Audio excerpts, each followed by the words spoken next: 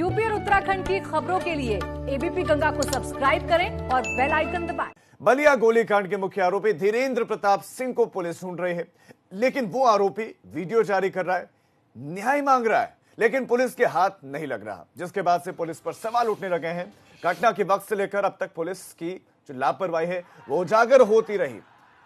जिसने दिन दहाड़े अफसरों के सामने हत्या कर दी, वो वीडियो में खुद इस बात को कह रहा है कि कोतवाल और एसडीएम मौजूद थे जब वो वहां पर जो है गोली चला रहा था, और अब वो इंसाफ की गुहार लगा रहा है एक अपराधी। हालांकि पुलिस ने इस हत्याकांड के आरोपियों पर 50-50 का 1000 का इनाम घोषित कर दिया है।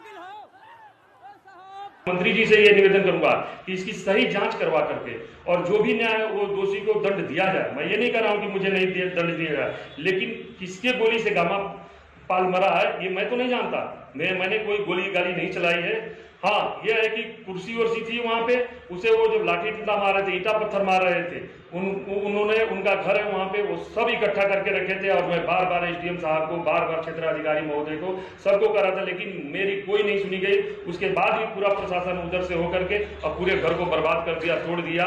और आज भी अभी हमारा मुकदमा दर्ज नहीं हुआ है। मैं आप सभी से हाथ जोड़ करके अपील कर रहा हूँ कि मेरी मदद करें। मैं एक इंसान हूं, मैं एक पूर्व सैनिक हूं। मैं आप सभी से अपील करूंगा कि भगवान को साक्षी मान करके इस दोषियों को, जो भी इसमें दोषी दंडित पाए जाएं, उनको दंडित करना चाहिए।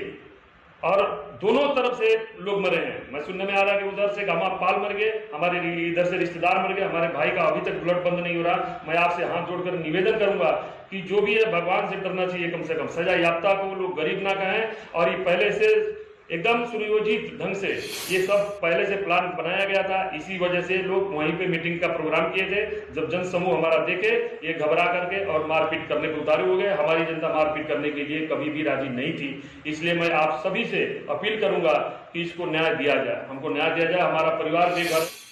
तो ये अपराधी धीरेंद्र प्रताप सिंह अपने पूर्व सैनिक होने की दुहाई दे रहा है, लेकिन इसमें एक हैरान कर देने वाला ये भी है कि उसके पास सारे इंफॉर्मेशन है कि कौन कहां पर कितना घायल हुआ है, कहां ब्लड निकल रहे, सारी जानकारियां दे रहा है। यानी कि लोग उसके साथ कांटेक्ट में हैं। अगर इतना ही सच्चा है, इतना ही न्याय की अपेक्षा है, तो भाग क्यों रहा है? ये तमाम सवाल बने हुए हैं। हमारे साथ हमारे संवाददाता नीतीश पांडे ज्यादा जानकारी के साथ जुड़ गए। नीतीश, अपेक्षा उस पुलिस से है कि वो पुलिस पकड़ लेगी इस अपराधी को जो उसको लेकर जाती है और कहती तू भाग जा, तो ऐसे में पुलिस पकड़ लेगी? सवाल है,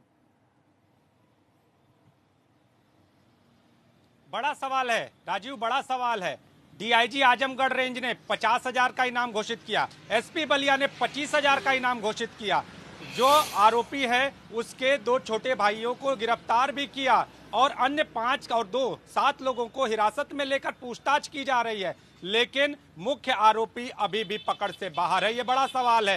बड़ा सवाल इसलिए कि आप जिसके लिए इनाम घोषित कर रहे हैं, आप जिसको 12 टीमें लगाकर तलाश कर रहे हैं और वो वीडियो वायरल करके पूरी जानकारी दे रहा है, तो आपकी इस व्यवस्था पर सवाल उठ रहे हैं। एबीपी गंगा उन पुलिस वालों के खिलाफ एफआईआर करने की मांग कर रहा है। आखिर ये आरोपी छूटा तो छूटा कैसे? घटना स्थल पर जिस समय मेरी ग्रामीणों से बात हुई, उनका साफ तौर पर यह कहना था कि इस आरोपी को गोली चलाने के बाद पुलिस वालों ने पकड़ा, थोड़ी दूर ले गए और छोड़ दिया। क्या वो पुलिस वाले कार्रवाई की जद में नहीं आते हैं? और जो टीमें 12 टीमें बनाएगी, इन 12 टीमों में भी वही पुलिस वाले होंगे। इन 12 टीमों में भी वही पुलिस वाले होंगे जिन पुलिस वालों ने बांध पर जाकर कहा कि तुम चले जाओ।